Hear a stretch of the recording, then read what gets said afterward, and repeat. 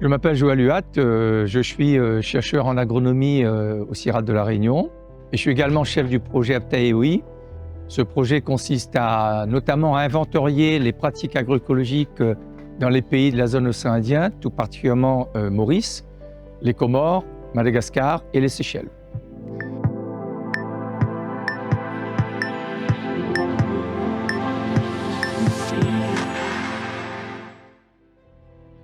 Dans cette capsule 4, nous allons vous évoquer certaines pratiques agroécologiques qui sont mises en œuvre dans l'archipel des Comores, tout particulièrement en Grande Comore, et également à l'île Maurice. Tout d'abord, je tiens à rappeler que les ravageurs et les maladies en zone tropicale causent des dégâts importants aux cultures maraîchères et vivrières. Et dans le cadre de l'agroécologie, les stratégies qui sont mises en œuvre de régulation de ces ravageurs et maladies vise à diminuer la dépendance des systèmes de culture vis-à-vis des pesticides de synthèse, tout en réduisant les pullulations de ravageurs et en diminuant leur impact négatif sur le rendement et sur la qualité des produits. À noter également que les régulations biologiques dans ces systèmes ne doivent pas être considérées comme un substitut à la chimie, mais plutôt comme une alternative. Pour rendre le système de culture plus résilient, ça signifie qu'il faut pouvoir mobiliser un ensemble de leviers pour pouvoir réguler les ravageurs. Et nous allons vous présenter dans cette capsule quelques leviers.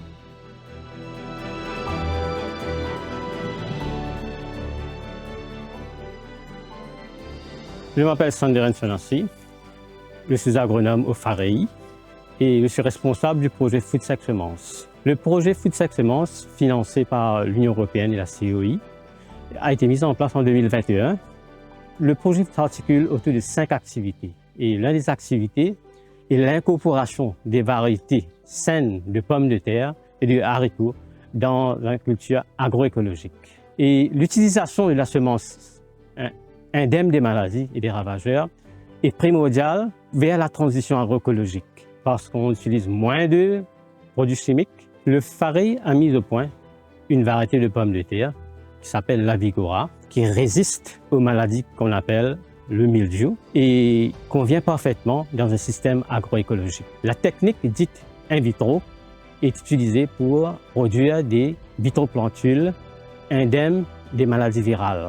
Ces vitroplantules vont être utilisées dans la serre pour produire des microtubercules. Finalement, ces microtubercules vont être transférés au champ pour la production de semences de pommes de terre. La production est rigoureusement inspectée. On élimine les plantes maladives, les plantes qui ont été affectées par des ravageurs. Le FAREI a aussi développé des variétés de haricots, notamment le FBS1 et le FBS2, qui sont adaptés au climat de l'île Maurice. Le FAREI a aussi introduit une variété de haricots secs, la Ferina, qui est résistante contre la pourriture sclérotique. Et cette variété est aussi relativement riche en fer et en zinc, donc qui certainement contribue à une alimentation saine. L'autre avantage d'utiliser des semences saines, c'est de diminuer le risque d'introduire des bioagresseurs dans notre champ agroécologique. Et de ce fait, nous allons utiliser moins de pesticides et de fongicides. Les inconvénients de produire des semences saines, c'est que c'est très difficile à produire parce que nous devons premièrement identifier des terrains appropriés pour la production de semences, des terrains qui sont indemnes des maladies et des ravageurs. Deuxièmement, la production de semences aussi prend du temps. Nous devons faire des inspections régulièrement pour enlever les mauvaises plantes. Et troisièmement, c'est coûteux parce qu'on doit faire des tests moléculaires et même des tests physiques qui prennent du temps.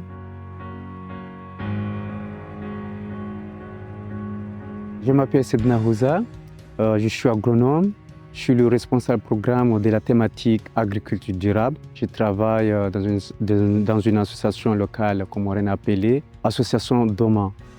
Il y a aussi une autre pratique agroécologique connue sous le nom de filet anti-insectes. Cette pratique, on le fait surtout sur les pépinières.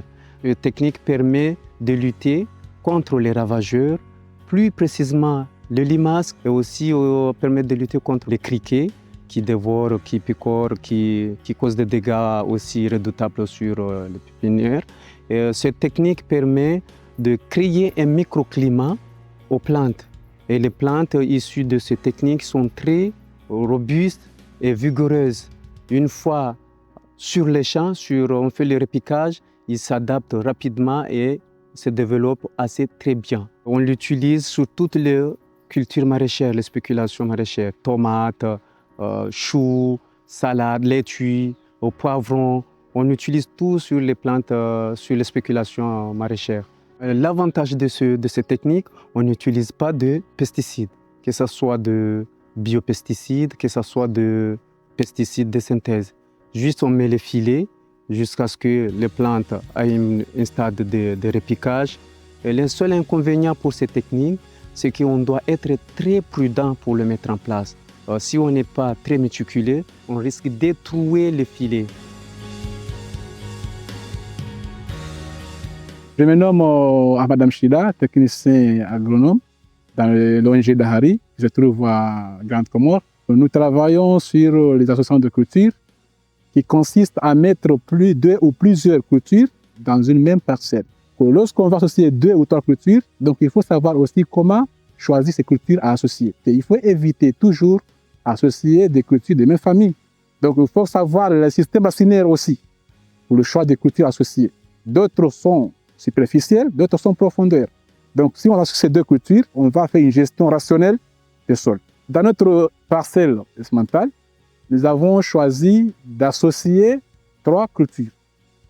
On a pris le chou de Chine avec les haricots, avec le concombre. Pourquoi on a fait ce choix? Le chou de Chine, c'est une plante qui n'est pas vraiment à une hauteur. Par contre, le haricot, le concombre peut grimper jusqu'à une certaine hauteur. Donc, on a vu que ça peut créer un peu d'ombrage, parce qu'actuellement, vous voyez que nous sommes en saison sèche. Ça peut être vraiment une source d'ombrage qui peut vraiment favoriser le bon développement des choux de Chine. Pour les avantages d'association de culture, il y a 2 principaux avantages. Donc, premièrement, il y a sur le plan économique. Parce que le fermier, il peut associer 2 cultures qui n'ont pas le même cycle. Donc, la première peut avoir un cycle court, la deuxième un cycle long. Mais il peut récolter la première et commencer une consommation en attendant la deuxième récolte. Il y a un avantage qui est vraiment agronomique.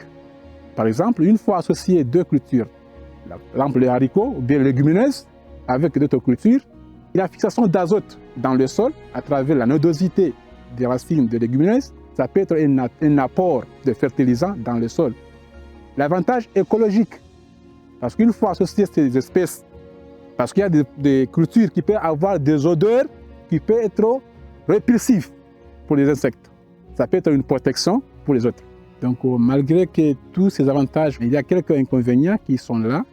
Donc, notamment, il y a un manque de choix de culture.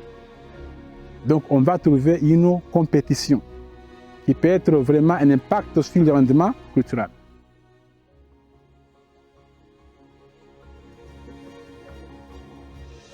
Donc ces pratiques qui vous ont été présentées dans les 2 territoires que sont Maurice et les Comores visent à gérer les ravageurs en considérant qu'une pratique mise en œuvre sur un territoire dans un contexte donné n'est pas forcément transposable en l'état dans un autre territoire.